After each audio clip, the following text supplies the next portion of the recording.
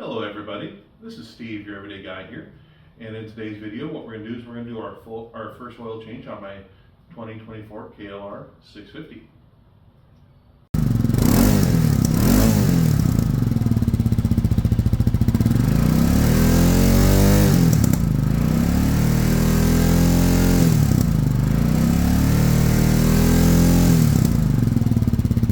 Now, before we get started, there's a couple things I just wanted to go over with you in regards to the first oil change. One of the things that a lot of people do is when they get this thing home, they'll check the oil to make sure it's in there. When they'll see it's really, really dark, and they'll think, "Oh, this is horrible oil. I need to switch this out right away." First rule of thumb: do not do that.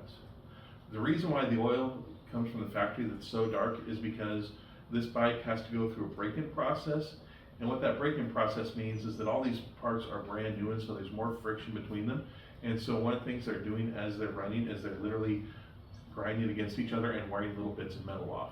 As I do the oil change, one thing I'm going to show you is those little flakes of metal in there. That way when you do your first oil change, you don't freak out thinking there must be something wrong with my motor. The reality is that every single motor that comes off every assembly line in the world, no matter whether it's the top Ferrari, Lamborghini, Porsche, or the cheapest little Chinese knockoff, they're all going to have some of those flakes of metal in it. That's why it's very important that you do not ignore the break-in process, because what it's going to do is it's going to wear that properly so that from every point thereon, there's not going to be that friction. You're not going to have that wearing down of your engine, and you're going to get maximum engine life. So when you get this bike, do not do an oil change right off the bat. Or if you get any other bike, any other motor, open up that owner's manual, read what it says to do for your break-in period, and follow that to the letter. Those instructions were written by engineers, and unless you are an engineer that specializes in small motors, don't think you know more than them, because you don't. I don't care how many years you've been a mechanic for, you don't know more about the specific motor that's in that book than the engineer did, because the engineer literally built that. The engineer studied tolerances, studied wear. Now, when you get into a respectable name, like pretty much most motors you're going to buy, they have a reputation at stake, and they want to make sure they get the most longevity, especially when it comes to these Japanese bikes, because the Japanese bikes are designed around quality. And so do not deviate from what those engineers say. You follow those instructions, you're going to get the maximum life out of your bike. Now, the next thing you're going to want to do before you do your any oil change, your first oil change or any oil change thereafter, is run the bike about 5 minutes. What this does is this heats the motor up. And that way the oil comes out and you get maximum drainage when you're doing the oil change itself. Alright, so the next thing you want to do is make sure you got everything you're going to need to do the oil change. First thing you're going to need to take off the drain plug. You're also going to need to take off the oil filter cover. And so for the drain plug, you're going to need a 17mm wrench. I prefer sockets. You can use a wrench if you like. And for the oil filter, you're going to need a 7mm. And once again, I've got this on a socket wrench just to make it easy. The other thing I do is I've got a little magnetic tray to put them on. That way I don't have to worry about losing them. This is optional. I'm old. I've made too many mistakes and I've tried to learn from them. That's why I use this thing. The other thing you're going to want to need is, let's look down below. Down below you can see there is a catch basin. You don't have to have a quote unquote catch basin, but I do recommend you use one if you're going to be doing a lot of oil changes. Invest the money. It saves time and effort. It's got a little side spout you use to pour it out afterwards. Just make your life easier and get one. The second thing you need is plenty of rags. You'll see I've got red rags down there next to the catch basin. I've got some extra ones up here, and I've got these. My preference, if everything goes correctly, I don't spill anything on the ground. I just use these. I worked in a garage when I was out of high school. Just got used to using them. They work great for cleaning up oil, so that's why I like to have these. These are super absorbent. If things get out of hand, it's really easy to clean up a spill with them. That's why I keep an extra roll. Keep all those within arm's reach, so that way you don't have to go scrambling if something goes wrong. The next thing I recommend is a creeper, because I'm old, I'm fat, and I don't move around well on the ground, so I just hop on there and that helps me get moved around. Alright, so now let's get that oil change. The other thing you're going to need, which I realized I had but I didn't have in the room with me when I was getting ready to do it, was you're going to need your oil filter. I went ahead and, when I looked at the prices online and I looked at the price from Kawasaki, the Kawasaki filter from the dealers was actually cheaper. So I went ahead and bought that right from the dealer. I've got a funnel to add the new oil to it. Make sure the oil you get says motorcycle. Now there's a range of weights to use. What you need to do is open up the manual, look at the pluses and minuses of each one. Basically what you're gonna look at is there's a minimum temperature range, which if it goes below this temperature, it's not gonna be able to pump the oil efficiently. And then there's a maximum temperature, which what that means is that if it goes above a certain heat in the day, then what will happen, your oil gets too hot, which makes it too liquidy, and it goes through your seals, and you end up seizing up the bike. How do I know this? It kind of happened to me on the first brand new bike I bought after a couple of years, so I learned my lesson the hard way. So what I've done is I've looked at the manual, and I've chosen the oil that's going to work best for mine. Don't go off the weight just because I'm holding it up. Look at the manual and choose the right weight that you want. That's why I'm not even going to tell you the weight I'm using, because this is the one that fits my circumstance. Check the manual for the one that's going to fit your circumstance. Now, the next thing you're going to look at is you've got conventional, which is old-fashioned oil they pumped out of the ground and turned into motor oil. Then you also have what's called blend or synthetic, which that's what I prefer to use, and it is not oil itself. They've taken this oil, reconstructed it, and made it into what's called a synthetic oil. Then you have something in between called a synthetic blend. Because conventional synthetic, there is some pluses and minuses to it. I like synthetic because it gives you longer life, and you don't have to worry about it going bad if you don't. That's why with the old conventional oils, you had to get it changed every 6 months, because after 6 months, because it's a naturally occurring substance that they've distilled into a motor oil, it starts to break down and go bad. If you get a conventional, that's not really a big concern you're gonna have. If you're getting close to a year, you might want to think about it, just because some of the chemicals may start to change at that point. But you also get longer life between changes. However, go by the intervals recommended in your maintenance logs. Like I said, you're not smarter than the engineer that wrote it, unless you happen to be an actual engineer for a small motor that has studied the tolerances, the failures, and everything.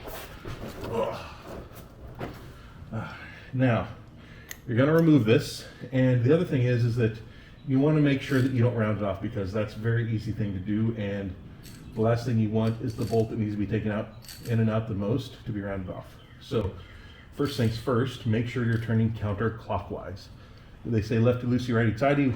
I find it easier to remember counterclockwise to get it out, clockwise to get it in. So we're going to get that on there good, and we're going to pull. Now, one of the things you want to make sure is you don't over tighten it when you put it back in. Check the spec and the torque. I always recommend torquing. I don't have a torque wrench, so I'm going to go by feel and hope I get it right, and I'll check it periodically to make sure I don't have any leaks. Now, as I take this out, I'm applying pressure to it, and you'll see I don't have any oil dripping out on my gloves. By the way, make sure you get gloves. There's some studies that say that use motor oil or getting motor oil on your skin can cause cancer. All right, there we go. So you'll notice I've got it dripping out, and I've got it dripping off my gloves. The other thing is that remove your top, because what you need to do is, if you don't remove this, you're gonna have a vacuum, and it's not gonna allow the oil to drain. So as you see me remove this, you'll see it starts coming out slightly differently. Because your bike leans over when it's on the kickstand, you want to pull it off the kickstand so it's kind of vertical, and that way you can make sure that you're getting all of the oil drained out of your oil pan. As it begins to taper off, you'll also want to rock it back and forth. That way any oil that's kind of in there will rock back and forth and drain it. And you want to keep doing that until you see that no oil is coming out as you do it. So the next thing we're going to do, we're going to change the oil filter. So once again, 7mm wrench. Make sure it's set for counterclockwise. Make sure it's seated on there properly so you don't round it off, and gently turn. Now, these ones are going to, you definitely don't want to over torque when you're putting them back on. That's why these should actually break off pretty easily. And when you remove this, I recommend taking a little rag, tucking it right down there, because there's so many crevices that oil can get dripped into in this process that you want to make sure this rag just catches it all. There we go. Like I said, don't cram that a whole lot, and you can see that oil dripping out. That is exactly why we put that rag there, because now that is not going down into the frame. That's all getting caught in the rag. Now the next thing we're going to do, we're going to clean off this part. See why I've got a lot of rags handy? Because you need them. And everything's going right in this oil change so far. Well, the fact that maybe there's a tool that I had to run and get, and I forgot to have the oil filter here, so I had to run and get that before I started. But hey, I remember that before I started. So on this cover, I don't know if you can see it in the camera. Maybe you can see it if I put down this camera. All right, so see that little gasket there? That is recommended to replace every oil change. Now, the first oil change is only 600 miles, so it's still good, and I'm going to go ahead and leave it there. Every oil change after this, I will probably go ahead and change. One of the big reasons why direction matters on this is because see that little hole there? Oil goes through there and out there and back in the motor. That is what enables the filter to filter it. So I'm going to set that down. Next thing I'm going to do, get as much of this out there as possible.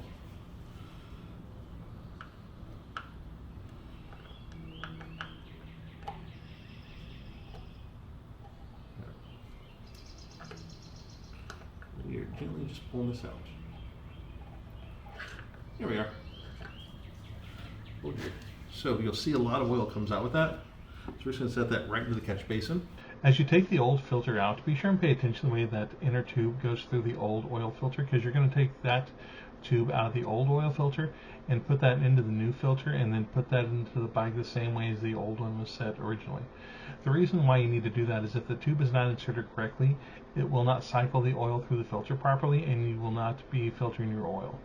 The other thing is you want to make sure and clean out all the old oil from the housing, and make sure all the seals are cleaned up as well. Alright, so we're going to get our new oil filter. Alright, put that in first. Alright.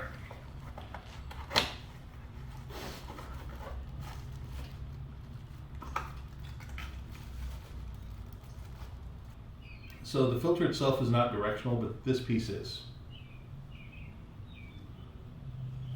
Now you'll notice it's tapered on one end and not tapered on the other. That's the tapered side is the one that's going to go inside. Alright, so now we're going to take that, push that through our filter.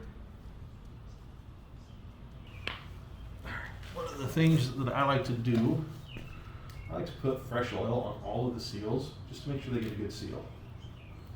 I don't know if it's necessary, but it's kind of just the way I was taught, so I like to do that.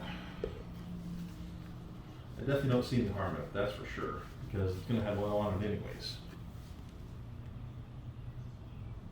Right. So there. We got oil all over our glove. It's going to be so nice when I can just take these gloves off and not have to spread all the oil off my hands. Alright, so we got that in the filter. Put that in there. Alright, we got that there. Good. Now, I'm just going to put it on this part. At the very least, what it does is helps lubricate as you slide it back in.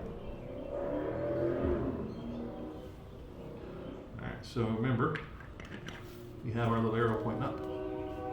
After you put the cap on, you're going to go ahead and put the screws to hold the cap in place, and what you want to do is just hand tighten those. You don't want to get it super snug, you just want it to get tightened. That way, once you've got them all in place and hand tightened, then you can go ahead and snug it down evenly with the wrench. I hope to get several years worth of use. Switching my wrench to clockwise. A little bit of a gap. I'm gently going to start tightening this on each side just to help see if I'll push it in. Notice I'm doing just a little bit on each side. The reason is I don't want to get this in the cockeyed. Alright. So now I've got it very loosely. So now check the torque in the manual to see what it says. Click. Click.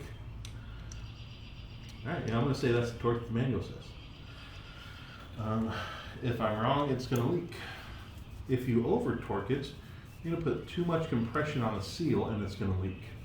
So that's why I say check the manual. After you've got the filter cap tightened, you're going to want to go ahead and put your drain plug in before you add the oil for obvious reasons. Still got a little bit of drip. That's why you always want to keep the catch basin under there. Make sure it's still lined up with the hole. Alright, so now we're just going to simply hand thread that back in there. Alright, so now we've got to hand thread it in all the way, which it should not be hard to put it in at all. If it is, you got something going on there. It could be cross-threaded, it could be damaged. So always switch it out if it's cross-threaded or if it's damaged. That way you don't have to worry about ruining it. Alright, so next, as I said, check the torque. Click. Click. Alright. If you under torque it, it's going to leak. If you over torque it, you're going to ruin your washer and it's going to leak. So make sure your torque is correct. So I always use a funnel.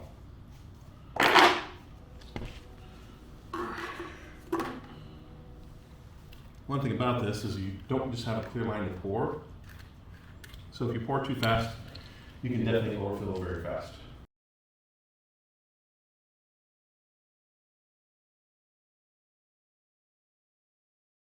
Why am I wearing a different outfit now in the video? Well, there's a reason why, is because I'm actually Future Steve. And remember when Video Steve said to make sure and read your manual? Future Steve did not. He thought his motor was, for some reason, 1 to 1.6 quarts. Well, in reality, it's 2 to 2.6, which Video Steve would have known if Video Steve would have actually read the manual like he told you guys to. So Future Steve is here to tell you that Steve didn't listen to his advice. It was good advice. Read the manual about the oil change if you haven't read it before. And if Video Steve had read it, Future Steve wouldn't be standing here right now with an extra quart of oil that he had to run to the store to get in the middle of the video. So now back to the spot where we are at, and let's put it in the last half quart.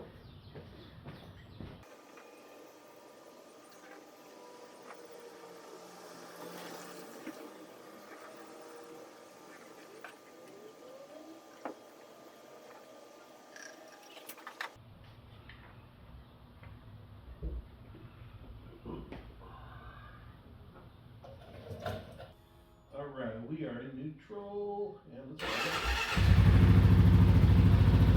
Just gonna run it for a little bit, and let that oil circulate through. I don't run it for a very long time, because if it's slow, you don't want it to be that slow. Alright, that should be enough. Let's check that fill line.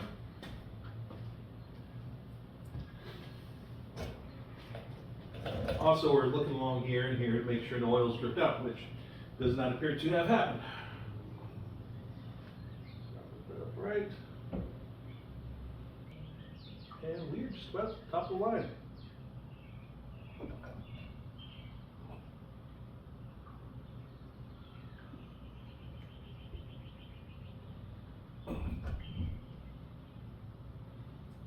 Alright, so now let's make sure we get all of this dried off.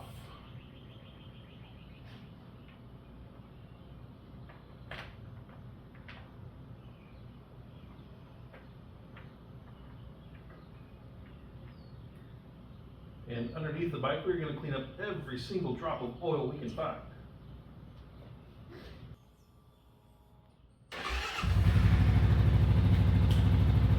Alright, so we're just going to run this for a few minutes. We're going to check and make sure we don't have any oil leaking out, and it's going to call it good.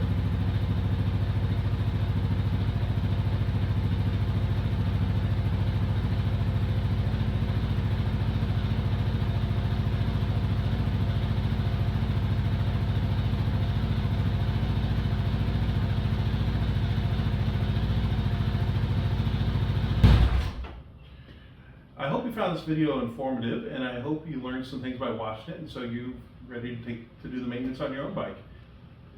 Thanks for making it this far. Since you made it here, be sure to hit that like and subscribe button. Don't forget to leave a comment down below, and this is Steve, your everyday guy, and I will catch you on the next video.